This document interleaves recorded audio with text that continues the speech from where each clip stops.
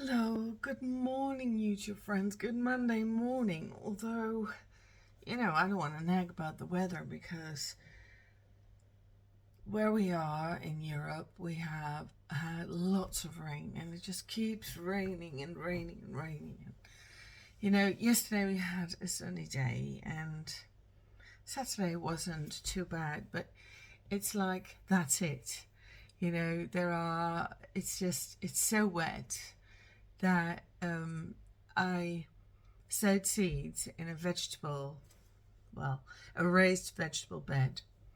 And it's just not growing. It's hardly growing. It's too cold. And right now, I don't want to use any lamp light for the video. But I don't know if you can see behind me how dark it is. And it's already past 9 in the morning. So, yeah, they say Dutch people nag about the weather a lot, and maybe we do. Maybe that's a cultural thing. Although, actually, I know quite a few people from other countries that live here, and every time I run into them, they start nagging about the weather. So it's not just the Dutch people. I think we all do it. And I think, everybody is very much affected by the weather. And not just the climate change, but normal weather circumstances as well. Although it's not quite normal that we've been having this much rain. And what I really don't like for my work is I depend a lot on the weather. And that sounds odd, but in the first place, I have to do my watercolors by daylight. I can't paint by lamplight because watercolor is so transparent that when you use lamplight is always colored. Mostly it's yellowish, but now with LED light, it can also be bluish, it can be reddish. So in order to, it really actually happened that I did paint because I was having, I was in a hurry, so I had to paint in the evening.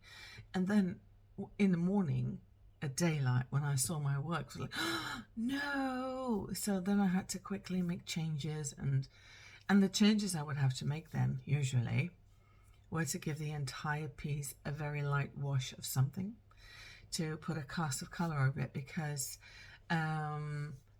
working with lamplight, it gets very, very difficult to differentiate between cooler colors and warmer colors. And it also becomes really difficult with watercolor to achieve color balance and sort of a sense of unity. Or rather, you very quickly have a sense of unity when you paint with lamplight, because there's always the color cast or the shade of the lamplight that sort of unifies the whole thing. But then when you wake up in the morning and you look at your work again by daylight, it's like, oh my God. So, and then, the quickest way is to just to paint a very light wash over it, a glaze. But, that never turns into the kind of painting that I like. There is another painting I don't like. Let me show you two oldies that I got so many good remarks about that I figured, I'm going to take those as a basis for new work. So this is one of those. These are, I called them, I don't know, I think brothers. And these are a little bit the same. Well, not exactly the same, but they are roughly the same style. So I wanted to paint another few of these. And what I did now for the art show that's upcoming this August, normally I would paint and then later I would get frames for my work. The problem is that it's become a little bit harder to get frames. The standard size of frames in cheap shops I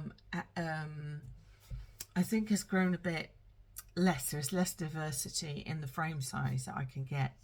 So I was painting freely, and then all of a sudden I realized, oh my God, if I have to frame all these works, I'll have to go to expensive shops. I don't want to do that because, at an art show, Some art shows you really sell well, but there are art shows you don't sell a single thing. Now this is a 3-day art show, so I'm hoping I'll sell something. But yeah, you know, the way I see it is I put a very affordable frame around it. In the first place, it's the packaging of my work. In the second place, it's something that the customer can envision. This is what it's going to look like in a frame in my house.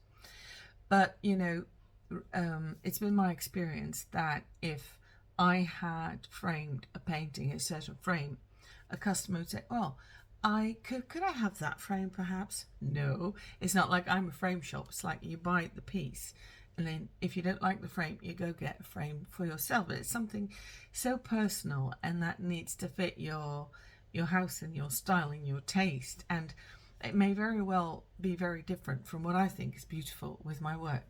So I decided now to turn things around and say, okay, I'm going to go to a very affordable shop and I'm going to get myself a ton of frames, and then I'm going to paint into the frames. So this is one of the first that I was going to do for this, and I'm not going to finish it. I don't like it. It's the reason I don't like it, I kind of like the face. It's not that, it's just that this is Fabriano watercolor paper, 25% cotton, 200 grams, so 90 pounds. And I just don't like the paper. I don't like the I don't know how I can explain this. The grain of the paper, this is said to be fine grain, but I actually think it's kind of coarse, but in a way that it interferes with my piece. So you know, the other piece, this is fine grain paper. I don't know if you can see that, but this has got a really fine grain, and this seems much rougher. So I was looking, yeah, fine grain, and I don't think I can call this fine grain. So, and the thing is that when you paint on 100% cotton paper, fine grain, there is a whole different effect. This is, I don't know, it for some reason this paper's been bugging me. Also, it's 200 grams. I never use that. I always use the heavier paper. So I spent about a day working on that, and or maybe a little bit more.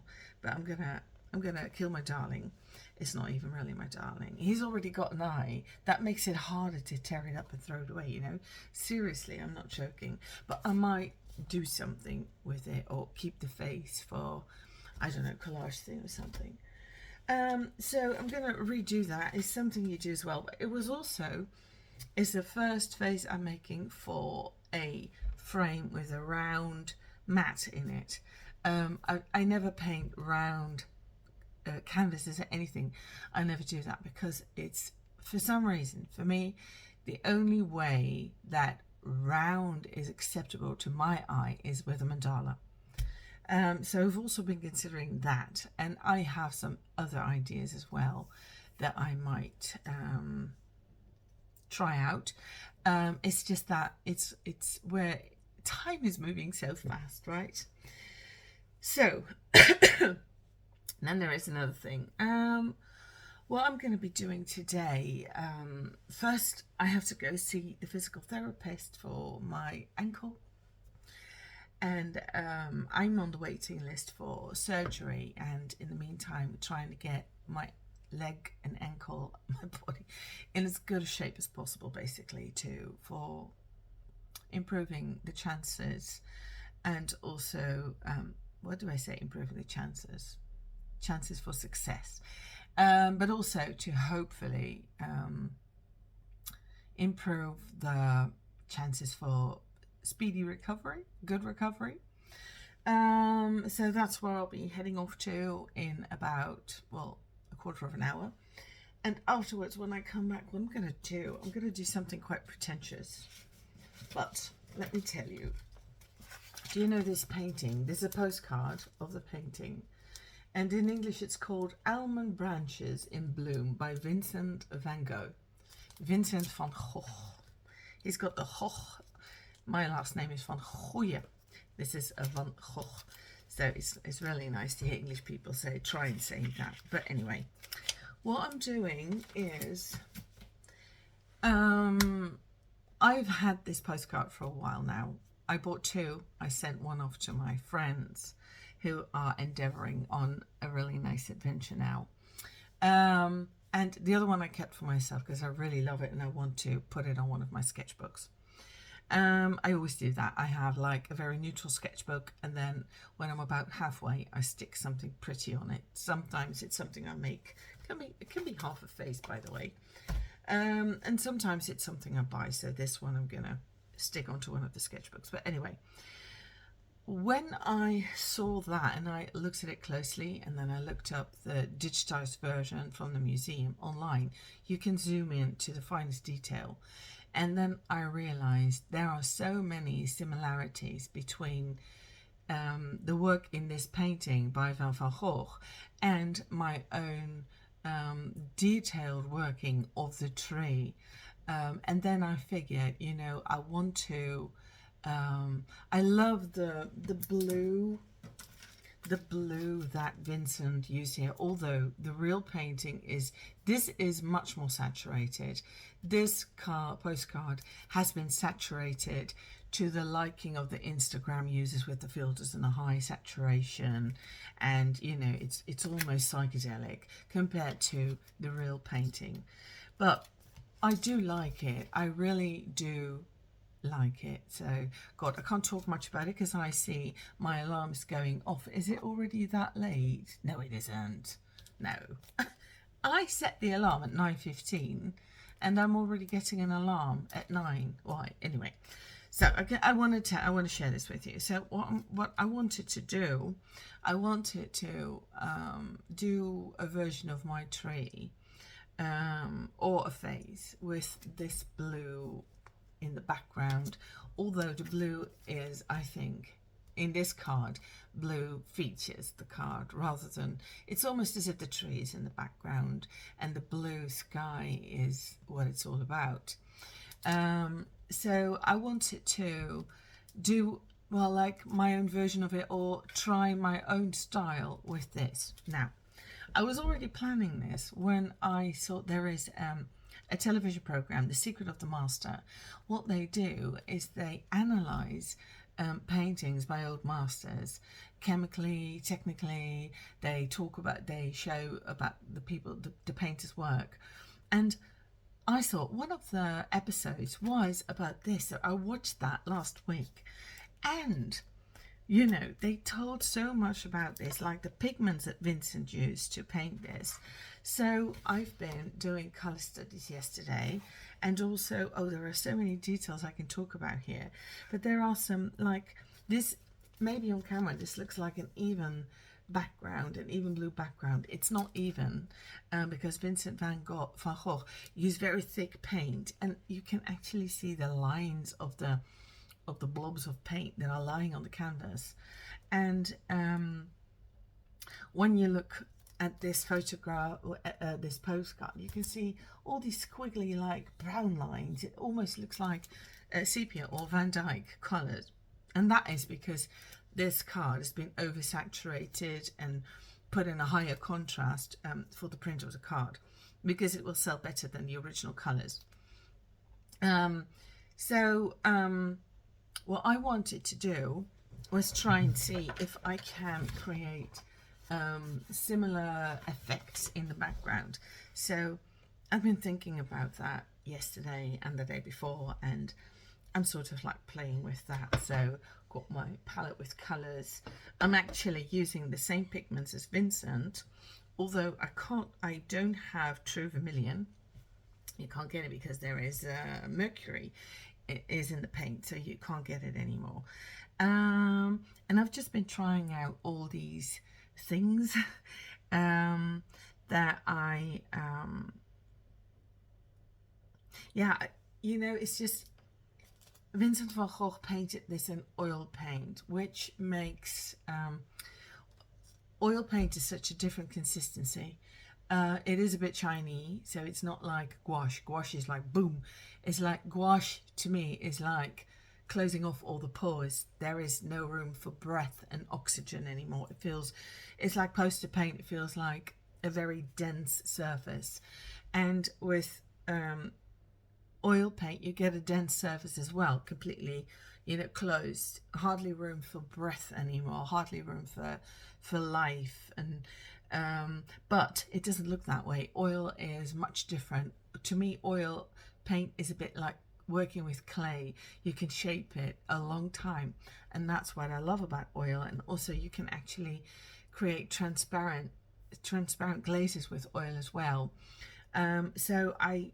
Oil is so different from watercolor, because watercolor is always transparent. It's super thin, it's ethereal.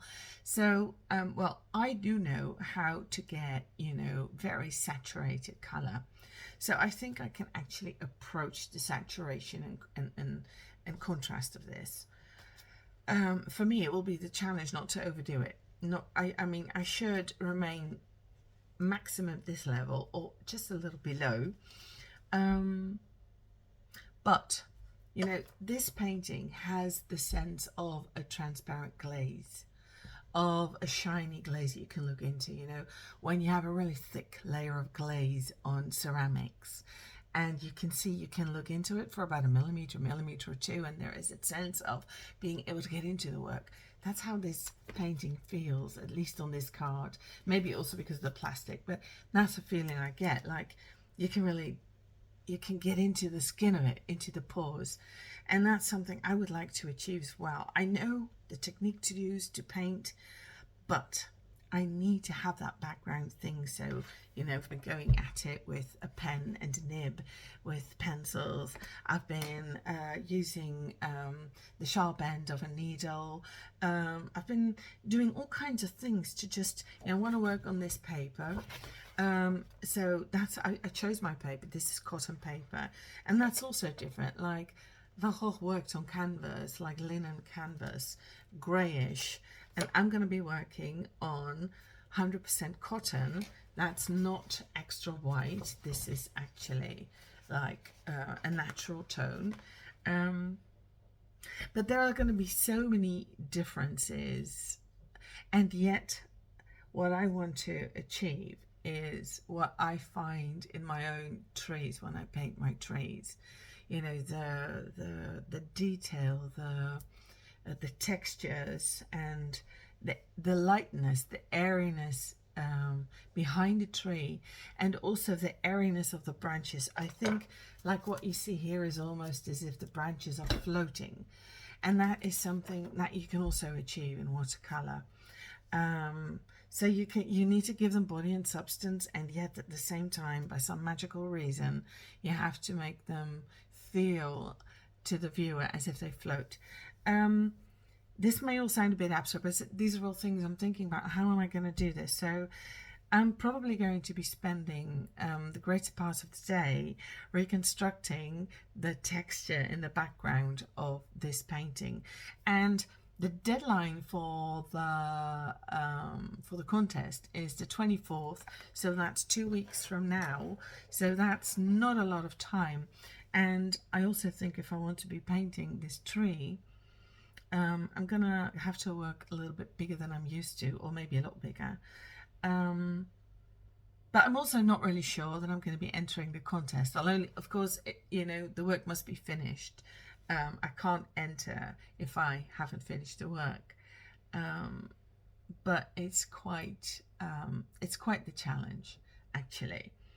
And I could make it easy for myself, and I could say, you know what, I'm going to be using granulated colours in the background, and that will give a texture as well. But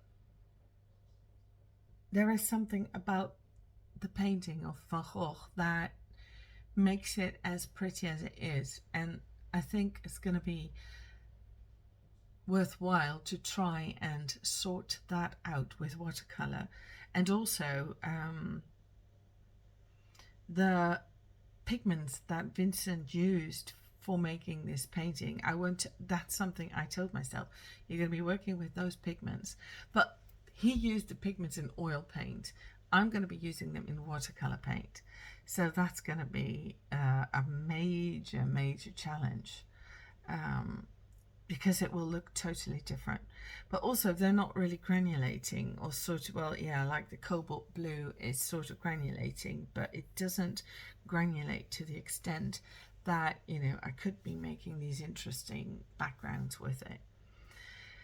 So there are so many challenges, so many things to think about, so many things to try, and it's also very easy to be let down, to feel it's too hard. So it's going to be something I want to just, you know, I'll probably be working on it for a few hours, put it away, do something else to keep busy and to not be discouraged, because I think it's going to be a long time. Or maybe I'm not even going to find anything. Maybe nothing I do is going to work out. I mean, that's possible. I wouldn't like it if that was the case, but you know, you have to take into account that, you know, you're, in the end, you're just trying to recreate a feeling that a painting puts into people, puts into you as a viewer. And yeah, I mean, I'm not Van Gogh, and it's also, I'm not after his technique, right? If you're copying a master's work, you will learn about his technique, and I'm not interested in the technique because I'm not doing the oil. I'm here with my watercolors, and I could use pencil, I could use maybe I could use a bit of pastel, inks maybe even, but that's it. You know, that's what I'll have to work with, and it's kind of exciting. I'm looking forward to it. And now I have to stop the video because I've got to go to the physical therapist, and I'll get another very painful treatment, but you know, whatever works, right? So I'm just gonna surrender for about half an hour, and then I'll get to work. Wish me luck. Bye.